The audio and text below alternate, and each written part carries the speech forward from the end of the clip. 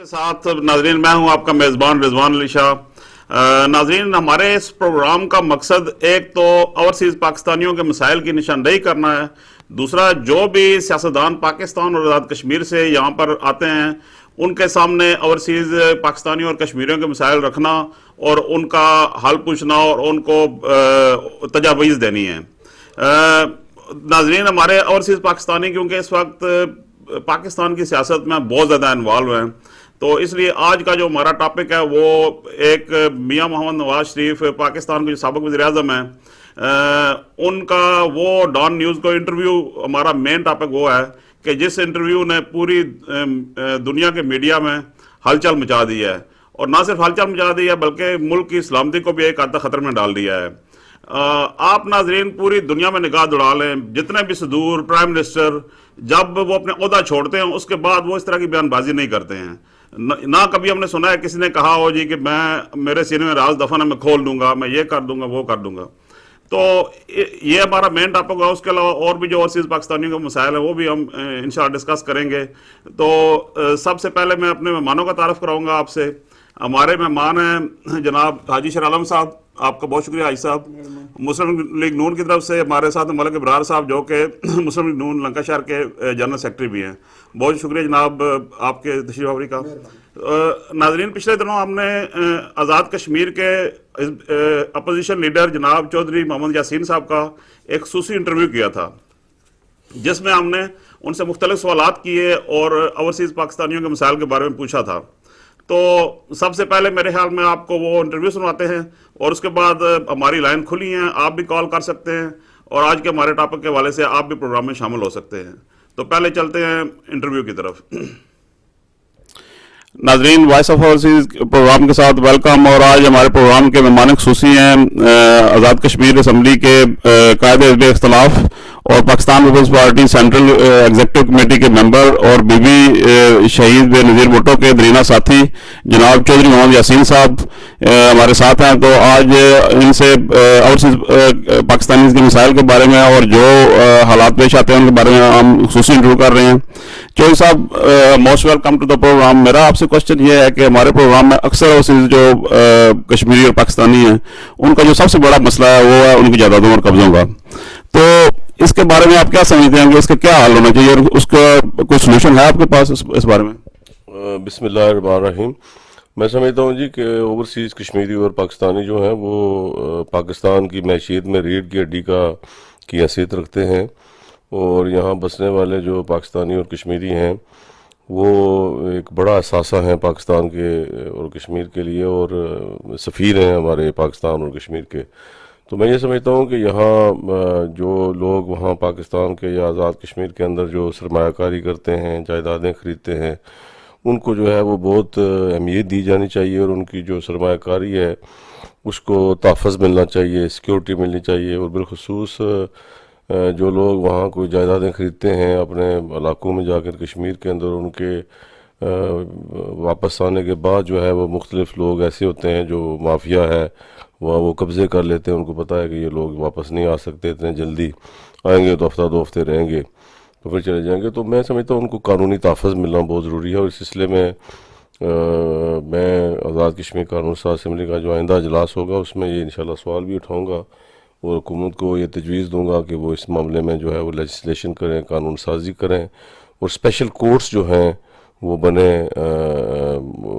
ان cases کو دیکھنے کے لیے، جس میں ایک ٹائم فریم دیا جائے کہ ودن یہ اتنے ٹائم کے اندر جو ہے وہ فیصلے ہونے چاہیے، کیونکہ جو دوسری عدالتیں ہیں ان میں چونکہ وہ جو دیوانی مقدمات ہوتے ہیں ان کے لیے کوئی ٹائم فریم نہیں ہوتا، اور وہ جو ہے وہ 10-20 سال جو ہے وہ فیصلے نہیں ہوتے۔ تو تارکین وطن جو برطانیہ میں بستے ہیں ان کے لیے جو ہے وہ اسپیشل کورٹس ہونے چاہیے جن میں ٹائم فریم دیا جانا چاہیے کہ ود ان دس پیریڈ جو ہے وہ ان کے فیصلے ہونے چاہیے۔ دوسرا جو سب سے بڑا مطالبہ جو صاحب وہ یہ ہے کہ آج کل ایک نیا ایشو ہے کہ ووٹ کا جو ہے نا حق ملنا چاہیے یا نہیں ملنا چاہیے، الیکشن لڑنے کا حق، یہ بہت بڑی بحث چلی ہوئی ہے، تو اس کے بارے میں آپ کیا کہیں گے؟ دیکھیں جی، آزاد کشمیر میں تو جو ڈیول نیشنل ہے اس پہ الیکشن لڑنے پہ کوئی پابندی نہیں ہے۔ میں خود بھی میرے پاس پاکستانی پاسپورٹ بھی ہے، میرے پاس برٹش پاسپورٹ بھی ہے، اور میں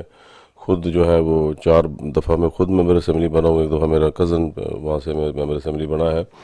پاکستان میں البتہ یہ قانون ہے، اور وہاں چونکہ ایک قانون بن گیا ہے، اور بہت سارے لوگ جو یہاں سے وہاں کی سیاست میں حصہ لینے کے لیے گئے،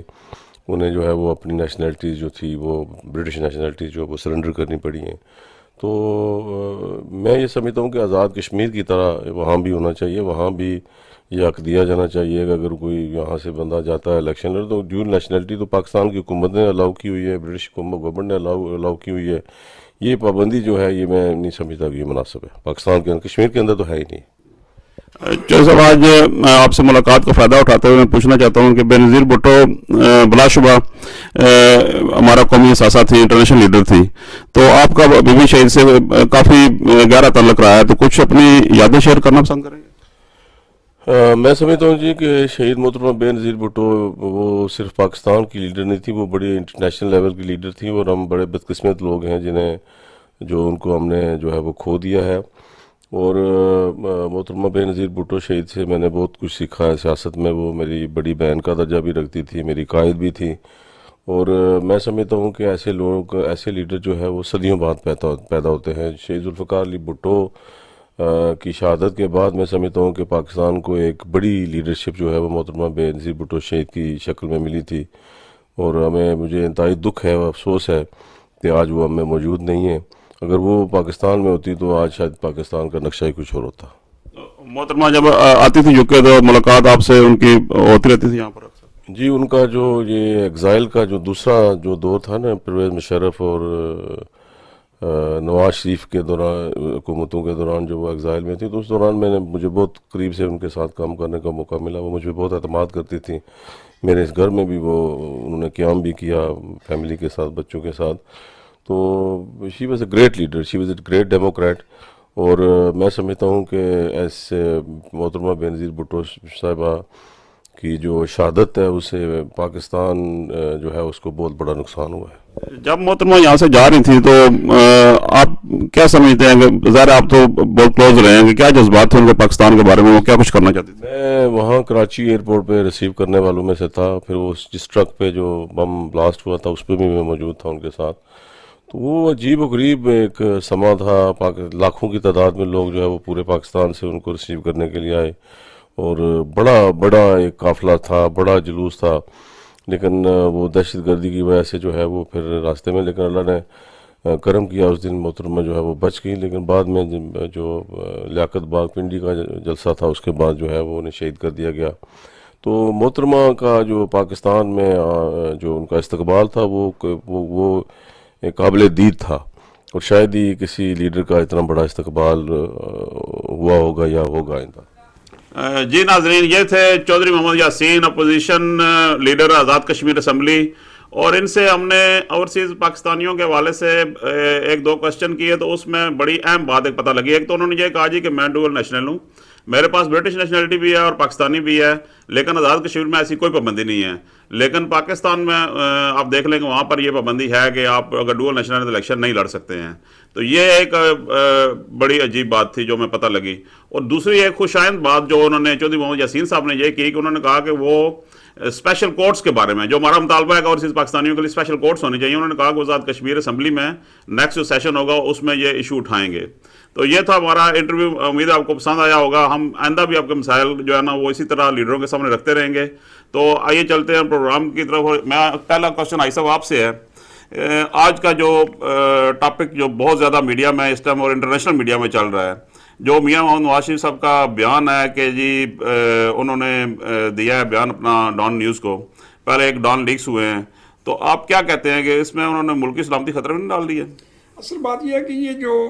خبر شائع ہوئی ہے، جو انہوں نے بیان دیا ہے، یہ ملک کی سلامتی خطرے میں نہیں بلکہ ملک کو بہت بڑا بدنام کیا گیا ہے۔ دوسری بات یہ ہے کہ جو بین الاقوامی جو دباؤ تھا پاکستان کے اوپر کہ یہ ٹیررسٹ وغیرہ، یہ اس چیز کو وہ تسلیم بھی انہوں نے کر لیا کہ ہاں ہمارے ملک میں یہ چیز ہے،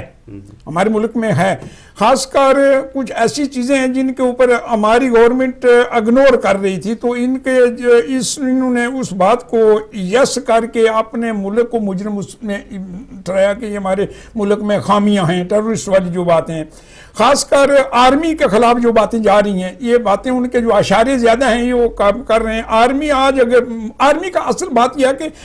نواز شریف صاحب یا نون لیگ والے اگر صرف میننگ آرمی کا سمجھیں نا, فوج کا مطلب کیا ہے, تو اس طرح کی باتیں نہ کریں. فوج کا یہ مطلب صرف نہیں ہوتا ہے کہ سرحدوں کے اوپر جا کر ادھر سے گولیاں چلائیں ادھر سے گولیاں کھائیں اور شہید ہوتے رہیں. فوج کا جو مطلب ہوتا ہے کہ ملک کو اندرونی اور بیرونی خطروں سے محفوظ رکھنا. اندرونی اگر خطرات ہیں اس طرح کے ان کی جو یہ ابھی انہوں نے بیان دیا تو ملک کو یہ خطرات ہیں, تو اس طرح کی باتوں کے اوپر اگر آرمی کنٹرول کرے یا کرنا چاہے تو کر سکتی ہے, کیونکہ اندرونی خطرات کو مد نظر رکھتے ہوئے یہ باتیں کر سکتے ہیں. تو میں حیران ہوتا ہوں کہ اس طرح کی باتیں یہ نہیں ہونی. خاص کر یہ بمبے کے بارے میں جو انہوں نے بات کیا کہ جو حملہ ہوا ہے یہ پاکستان سے آدمی گئے ہیں,